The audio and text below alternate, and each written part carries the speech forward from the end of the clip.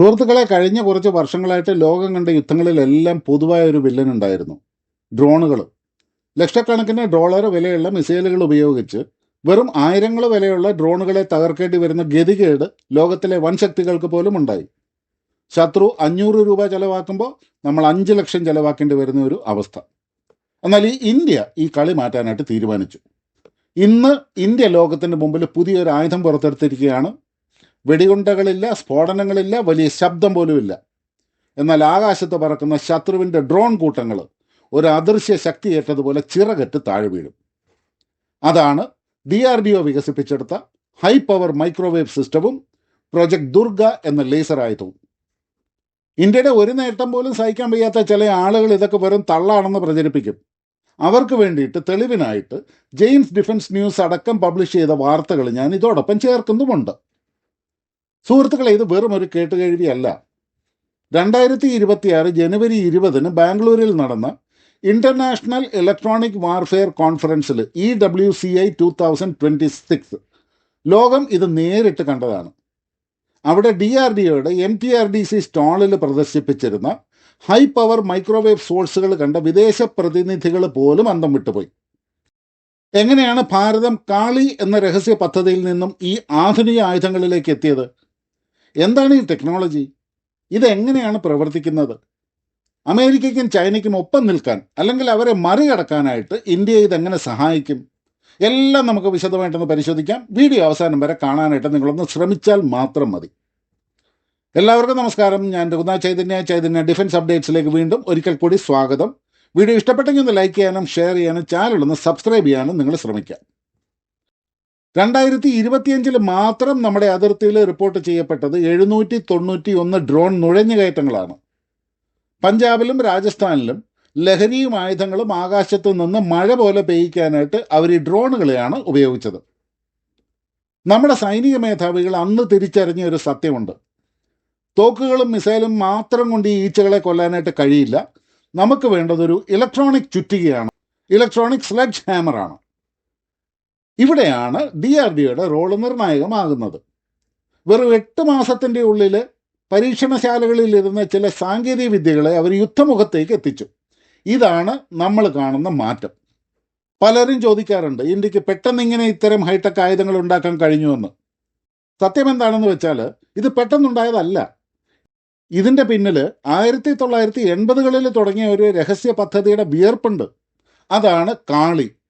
കാളി എന്ന് പറഞ്ഞാൽ kilo ampere linear injector.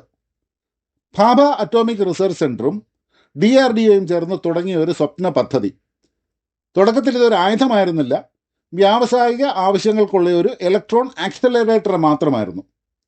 എന്നാൽ ഇതിൻ്റെ ശക്തി തിരിച്ചറിഞ്ഞ ശാസ്ത്രജ്ഞന്മാർ ഇതിനെ ഒരു ആയുധമാക്കി മാറ്റാനായിട്ട് തീരുമാനിച്ചു. കാളി 5000 ഇതായിരുന്നു ഇതിലെ ഭീമൻ. വമ്പൻ ഇലക്ട്രോൺ ബീമുകൾ ഉപയോഗിച്ച് ശത്രുവിൻ്റെ മിസൈലുകളെയും വിമാനങ്ങളെയും തകർക്കുക എന്നതായിരുന്നു ലക്ഷ്യം. സോഫ്റ്റ് കിൽ, അതായത് ഇലക്ട്രോണിക്സ് നശിപ്പിക്കുക; ഹാർഡ് കിൽ, ഫിസിക്കലായിട്ട് തകർക്കുക. ഇത് രണ്ടും ഇതിന് സാധിക്കുമായിരുന്നു. പക്ഷെ കാളിക്ക് ഒരു പ്രശ്നം ഉണ്ടായിരുന്നു. അത് അതിഭീമാകാരമായിരുന്നു, മാസ്റ്റീവായിരുന്നു. ടൺ കണക്കിന് ഭാരം. യുദ്ധക്കളത്തിൽ ഒരു മലയുടെ മുകളിലേക്ക് ഇത് കൊണ്ടുപോകുക എന്നുള്ളത് അസാധ്യമായിരുന്നു. അതുകൊണ്ട് 2010കൾക്ക് ശേഷം DRDO തന്ത്രം മാറ്റി. നമുക്ക് ഇത്രയും വലിയ മെഷീനുകൾ വേണ്ട, നമുക്ക് വേണ്ടത് കൊണ്ടു നടക്കാവുന്ന, അതായത് പോർട്ടബിൾ സിസ്റ്റങ്ങളാണ്. അങ്ങനെ കാളിയിൽ നിന്ന് ലഭിച്ച അറിവ് ഉപയോഗിച്ച് അവർ 2 പുതിയ കുട്ടികളെ സൃഷ്ടിച്ചു. ഒന്ന് ദുർഗ, ഇതൊരു ലേസർ വെപ്പണാണ്. പിന്നൊന്ന് XPM, ഇതൊരു മൈക്രോവേവ് വെപ്പണുമാണ്. ഇന്ന് നമ്മൾ കാണുന്ന HPM സിസ്റ്റം കാളിയുടെ പേരക്കുട്ടിയാണെന്ന് പറയാം. പക്ഷേ കാളിയേക്കാളും വേഗതയും കൃത്യതയും ഒതുക്കവും ഇതിനുണ്ട്. ഇനി നമുക്ക് കാര്യത്തിലേക്ക് കടക്കാം. എന്താണിപ്പോൾ നമ്മുടെ കൈവശമുള്ള ആയുധങ്ങൾ? 2 തരം ഡയറക്റ്റഡ് എനർജി വെപ്പൺസ് ആണ് ഇന്ത്യ വിന്യസിക്കുന്നത്. അതിലാദ്യത്തേത് DRDOയുടെ high power microwave system, HPM system. ഇതാണ് ഇന്നത്തെ താരം. ബാംഗ്ലൂരുവിലെ MTRDC, അതായത് microwave tube research and development സെൻ്ററാണ് ഇത് നിർമ്മിച്ചിരിക്കുന്നത്. ഇതിൻ്റെ പ്രിൻസിപ്പിൾ എന്താണെന്ന് വെച്ച് കഴിഞ്ഞാൽ, നമ്മുടെ വീട്ടിലെ മൈക്രോവേവ് ഓവൻ ഭക്ഷണം ചൂടാക്കുന്നത് പോലെ ഇത് ശത്രുവിൻ്റെ ഡ്രോണിലെ ഇലക്ട്രോണിക് സർക്യൂട്ടുകളെ ചൂടാക്കി നശിപ്പിക്കും. ഇതിൻ്റെ മെക്കാനിസം വളരെ സിമ്പിളാണ്. ഇതിൽ വെടിയുണ്ടകളില്ല, പകരം ഗിഗാവാട്ട് പവറിലുള്ള മൈക്രോവേവ് പൾസുകളാണ് ഇത് ഉതിർക്കുന്നത്. ഡ്രോൺ സ്വാമുകളെ നേരിടാൻ വേണ്ടിയിട്ട്, അതായത് 100 കണക്കിന് ഡ്രോണുകൾ ഒന്നിച്ചു വന്നാൽ മൈക്രോവേവ് ആയുധം ഒരു ടോർച്ച് പോലെയാണ്. ആ ടോർച്ചിന്റെ പ്രകാശം അല്ലെങ്കിൽ തരംഗം തട്ടുന്ന എല്ലാ ഡ്രോണുകളും ഒരേ സമയം തകരും. പക്ഷേ ഇതൊരു ടോർച്ച് പോലെ കണ്ടിന്യൂസ് ആയിട്ട് തെളിഞ്ഞു നിൽക്കുന്നുമില്ല. അതിന് പകരമായിട്ട് ഒരു മെഷീൻ ഗണ്ണ് പോലെയാണ് ഇത് പ്രവർത്തിക്കുന്നത്. ഒരൊറ്റ 2 സെക്കൻഡിന്റെ ഉള്ളിൽ തന്നെ 20 തവണ അതിശക്തമായ ഊർജം അഥവാ പൾസസ് ആണ് ഡ്രോണിന്റെ തലയിലേക്ക് ഇത് പമ്പ് ചെയ്യുന്നത്. ഇതിന്റെ ശക്തി എന്ന് പറയുന്നത് 500 മെഗാവാട്ടിലും കൂടുതൽ ശക്തിയുള്ള മൈക്രോവേവ് എനർജിയാണ്. ഒരു നിമിഷം നമ്മളൊന്ന് ചിന്തിച്ചു നോക്കുക. 1 നാനോ സെക്കൻഡ് മാത്രം നീണ്ടു നിൽക്കുന്ന ഇടിമിന്നലിനേക്കാളും ശക്തമായി 20 പ്രഹരങ്ങൾ ആ ഡ്രോണിന്റെ ഇലക്ട്രോണിക് ചിപ്പുകൾ ഉരുകി പോവുകയല്ല, ആവിയായി പോകും. ഈ തരംഗങ്ങൾ ഡ്രോണിന്റെ അകത്തേക്ക് കയറാനായിട്ട് 2 വഴിയുണ്ട്. ഒന്ന് നമുക്ക് ഫ്രണ്ട് ഡോർ എൻട്രി എന്ന് തന്നെ വിളിക്കാം. അതായത് ഡ്രോണിന്റെ ആന്റിനയിലൂടെ ഈ ഊർജ്ജം അകത്ത് കയറി അതിന്റെ റിസീവർ കത്തിച്ചു കളയും. രണ്ടാമത്തേതാണ് ബാക്ക് ഡോർ എൻട്രി.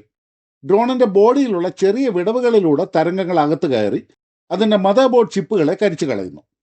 അതിന്റെ ഫലമായിട്ട് ആകാശത്ത് പറക്കുന്ന ഡ്രോൺ പെട്ടെന്ന് ബ്രെയിൻ ഡെത്ത് സംഭവിച്ചതുപോലെ താഴെ വീഴുന്നു. ഇതിൽ നമുക്ക് വലിയൊരു കോസ്റ്റ് എഫക്റ്റീവ്നെസ് അല്ലെങ്കിൽ സാമ്പത്തിക ലാഭവുമുണ്ട്. ഒരു HPM സിസ്റ്റത്തിൽ നിന്ന് ഒരു ഷോട്ട് ഉതിർക്കാൻ വേണ്ടത് കുറച്ച് വൈദ്യുതി മാത്രമാണ്. കഷ്ടിച്ച് 50 രൂപയോ 100 രൂപയോ മാത്രം. പക്ഷേ ഒരു ആന്റി ഡ്രോൺ മിസൈലിന് ലക്ഷങ്ങൾ വില വരുന്നുണ്ട്. രണ്ടാമതായിട്ട് നമ്മൾ കാണാൻ പോകുന്നതാണ് പ്രൊജക്ട് ദുർഗ 2. ഇതൊരു ലേസർ ആയുധമാണ്. ദുർഗ എന്നുള്ളതിൻ്റെ full form directionally unrestricted ray gun array എന്നാണ്. HPMമായിട്ടുള്ള ഇതിൻ്റെ വ്യത്യാസം എന്ന് പറഞ്ഞു കഴിഞ്ഞാൽ HPM ഒരു ഷോട്ട് ഗൺ പോലെയാണ്.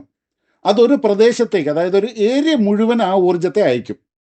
അങ്ങനെ കൂട്ടമായിട്ട് വരുന്ന ഡ്രോണുകളെ നേരിടാനായിട്ട് അതാണ് ഏറ്റവും നല്ലത്. ആ ഏരിയയിൽ വരുന്ന ഡ്രോണുകൾ മുഴുവൻ കരിഞ്ഞു പോകും. പക്ഷെ ദുർഗ ഒരു സ്നൈപ്പർ പോലെയാണ്. 100 കിലോവാട്ട് ലേസർ ബീം ഉപയോഗിച്ച് കിലോമീറ്ററുകൾ അകലെയുള്ള ഒരു മിസൈലിൻ്റെ നോസ് കോൺ ഉരുക്കി വീഴ്ത്താനായിട്ട് ഇതിന് സാധിക്കും. അതായത് കൂട്ടമായിട്ട് വരുന്നവനെ അടിക്കാൻ HPM, ഒറ്റയ്ക്ക് വരുന്ന വമ്പന്മാരെ അതായത് മിസൈലുകളെ വീഴ്ത്താനായിട്ട് ദുർഗ. ഇതാണ് ഇന്ത്യയുടെ ഡബിൾ ലെയർ സംരക്ഷണം. ഈ ആയുധങ്ങൾ ഇന്ത്യൻ സൈന്യത്തിന് നൽകുന്ന മേൽക്കൈ എന്തൊക്കെയാണെന്ന് നമുക്കൊന്ന് നോക്കാം. ഒന്നാമത്തെ കാര്യം, ഇതിൻ്റെ ഏറ്റവും പ്രധാനപ്പെട്ട സവിശേഷത എന്ന് പറയുന്നത് ഇതിൻ്റെ വേഗത തന്നെയാണ്. പ്രകാശത്തിൻ്റെ വേഗതയിൽ, അതായത് 3 ലക്ഷം കിലോമീറ്റർ പെർ സെക്കൻഡ് വേഗതയിലുള്ള ആക്രമണം ശത്രുവിന് ചിന്തിക്കാൻ പോലും സമയം കൊടുക്കില്ല. പിന്നെ ഇതിൽ വെടിയുണ്ട തീരുന്ന പ്രശ്നവുമില്ല. ജനറേറ്ററിൽ ഡീസലോ ബാറ്ററിയോ ഉള്ളിടത്തോളം കാലം ഇഷ്ടം പോലെ നമുക്ക് ഫയർ ചെയ്യാനായിട്ടും സാധിക്കും. എന്ന് മാത്രമല്ല HPM സിസ്റ്റത്തിന് കൃത്യമായ ഒരു ഉന്നം അല്ലെങ്കിൽ ഒരു എയിമിങ്ങിൻ്റെ ആവശ്യമില്ല. ആകാശത്തിലെ ഏകദേശ ദിശയിലേക്ക് ഇതൊന്ന് തിരിച്ചു വെച്ചാൽ മതി. ആ ദിശയിൽ നിന്നും വരുന്ന സകല ഡ്രോണുകളും ചാമ്പലായി പൊക്കോളും. പിന്നെ ഇത് അങ്ങേയറ്റം കോസ്റ്റ് എഫക്റ്റീവ് ആണ്. അതായത് ഒരു 20 ലക്ഷത്തിൻ്റെ മിസൈലിന് പകരമായിട്ട് വെറും 50 രൂപയുടെ വൈദ്യുതിയെ നമുക്ക് ചിലവ് വരുന്നുള്ളൂ. എന്ന് മാത്രമല്ല ലേസർ ആണെന്നുണ്ടെങ്കിൽ ചിലപ്പോൾ മഴയത്തും മഞ്ഞിലും പണി മുടക്കാൻ സാധ്യതയുണ്ട്. പക്ഷെ മൈക്രോവേവ് തരംഗങ്ങൾ മേഘങ്ങൾക്കിടയിലൂടെയും തുളച്ചു കയറും. പിന്നെ ശബ്ദമില്ല, പുകയില്ല, വെളിച്ചമില്ല. ശത്രു അറിയുന്നത് ഡ്രോൺ താഴെ വീഴുമ്പോൾ മാത്രമായിരിക്കും. ഇതുകൊണ്ടുള്ള പ്രധാനപ്പെട്ട നേട്ടങ്ങളിലേക്ക് നമ്മളൊന്ന് ചെല്ലുകയാണെന്നുണ്ടെങ്കിൽ ആദ്യമായിട്ട് നമ്മുടെ അതിർത്തി സുരക്ഷ തന്നെയാണ്. പാകിസ്ഥാൻ ഇനി എത്ര ഡ്രോൺ അയച്ചാലും അത് നമ്മുടെ അതിർത്തി വേലി കടക്കാതെ നോക്കാനായിട്ട് ഇതിന് കഴിയും. കൂടാതെ VVIP സെക്യൂരിറ്റിക്ക് നമുക്കിത് ഉപയോഗിക്കാനായിട്ട് പറ്റും. പ്രധാനമന്ത്രിയെ പോലെയുള്ള ആളുകളുടെ പൊതുപരിപാടികളിൽ ഇനി ഡ്രോൺ ഭീഷണി ഇല്ലാതെ നമുക്ക് കാര്യങ്ങൾ നടത്താനായിട്ട് സാധിക്കും. പിന്നെ നമ്മുടെ ആണവ നിലയങ്ങൾ, എയർപോർട്ടുകൾ, ഇതിൻ്റെ എല്ലാം ചുറ്റും ഒരു അദൃശ്യ കവചം തീർക്കാനും ഇതിന് സാധിക്കും. സർക്കാരിനൊപ്പം നമ്മുടെ സ്വകാര്യ കമ്പനികളും തോളോട് തോൾ ചേർന്ന് ഇവിടെ നിൽക്കുന്നുണ്ട്. ഉദാഹരണത്തിന് ബംഗളൂരുവിലെ ടോൺബോ ഇമേജിംഗ്, അവർ വികസിപ്പിച്ച വേവ് സ്ട്രൈക്ക് എന്ന സിസ്റ്റം തന്നെ നമുക്കൊരു ഉദാഹരണമാണ്. ഇതൊരു കോമ്പാക്ട് HPM സിസ്റ്റമാണ്. അതായത് നമ്മുടെ സൈന്യത്തിൻ്റെ ജിപ്സികളിലോ ചെറിയ ട്രക്കുകളിലോ ഒക്കെ ഇത് ഘടിപ്പിക്കാനായിട്ട് പറ്റും.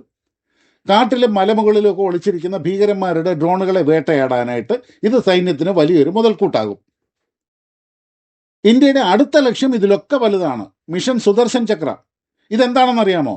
ഇന്ത്യയുടെ എല്ലാ റഡാറുകളും സാറ്റലൈറ്റുകളും മിസൈലുകളും ഇപ്പോൾ ഈ ലേസർ മൈക്രോവേവ് ആയുധങ്ങളുമെല്ലാം ഒരൊറ്റ ആർട്ടിഫിഷ്യൽ ഇൻ്റലിജൻസ് നെറ്റ്വർക്കിൽ ബന്ധിപ്പിക്കും. അതായത് അതിർത്തിയിലൊരു ഡ്രോൺ പൊങ്ങുന്നു, സാറ്റലൈറ്റ് അത് കാണുന്നു, നിമിഷങ്ങൾക്കുള്ളിൽ വിവരം അടുത്തുള്ള HPM യൂണിറ്റിലെത്തുന്നു. മനുഷ്യൻ്റെ സഹായമില്ലാതെ തന്നെ വേണമെങ്കിലും സിസ്റ്റം ആ ഡ്രോണിനെ കരിച്ചു കളയുന്നു. 2026 അവസാനത്തോടുകൂടി 5 കിലോമീറ്റർ മുതൽ 10 കിലോമീറ്റർ വരെ റേഞ്ചുള്ള സിസ്റ്റങ്ങൾ ഇന്ത്യ അതിർത്തിയിൽ വിന്യസിക്കും. ചൈനയുടെ ഹറിക്കെയിൻ 3000 അല്ലെങ്കിൽ അമേരിക്കയുടെ എപ്പിറസ് ലിയോണിഡാസ് എന്നിവയുടെ കിടപിടിക്കുന്ന അല്ലെങ്കിൽ അതിനേക്കാളും മികച്ച സാങ്കേതിക വിദ്യയാണ് ഇന്ത്യ വിന്യസിക്കാനായിട്ട് പോകുന്നത്. സുഹൃത്തുക്കളെ, യുദ്ധങ്ങൾ മാറുകയാണ്. വെടിയുണ്ടകളുടെ യുഗത്തിൽ നിന്ന് നമ്മൾ ഊർജ്ജ യുദ്ധങ്ങളുടെ, അതായത് എനർജി വാർഫെയറിന്റെ യുദ്ധത്തിലേക്ക് കടന്നിരിക്കുന്നു. ഒരു കാലത്ത് തോക്കുകൾ പോലും ഇറക്കുമതി ചെയ്തിരുന്ന രാജ്യമല്ല ഇന്നത്തെ ഇന്ത്യ. ഇന്ന് നമ്മൾ ഭാവിയുടെ ആയുധങ്ങൾ, അതായത് വെപ്പൺസ് ഓഫ് ദ ഫ്യൂച്ചർ നിർമ്മിക്കുകയും അത് ലോകത്തിന് കാണിച്ചു കൊടുക്കുകയും ചെയ്യുന്നുണ്ട്. കാളിയിൽ തുടങ്ങിയ നമ്മുടെ തപസ് ഇന്ന് HPMലും ദുർഗയിലും എത്തി നിൽക്കുമ്പോൾ ഓരോ ഭാരതീയനും അഭിമാനിക്കാം. നമ്മുടെ ആകാശം സുരക്ഷിതമാണ്, നമ്മുടെ അതിർത്തികൾ ഭദ്രമാണ്. കാരണം അവിടെ കാവലിരിക്കുന്നത് വെറും സൈനികർ മാത്രമല്ല, ഭാരതത്തിൻ്റെ ബുദ്ധിയും കരുത്തും ചേർന്ന ഇത്തരം വജ്രായുധങ്ങൾ കൂടിയാണ്. ഈ വീഡിയോ നിങ്ങൾക്ക് ഇഷ്ടമായെങ്കിൽ ഇത് ഓരോ ഇന്ത്യക്കാരനിലേക്ക് എത്തിക്കാനായിട്ട് ശ്രമിക്കുക. നമ്മുടെ രാജ്യത്തിൻ്റെ കരുത്ത് ലോകം അറിയട്ടെ. വീണ്ടും കാണാം സുഹൃത്തുക്കളെ. എല്ലാവർക്കും നന്ദി, നമസ്കാരം. ജയ് ഹിന്ദ്, ഭാരത് മാതാ കി ജയ്.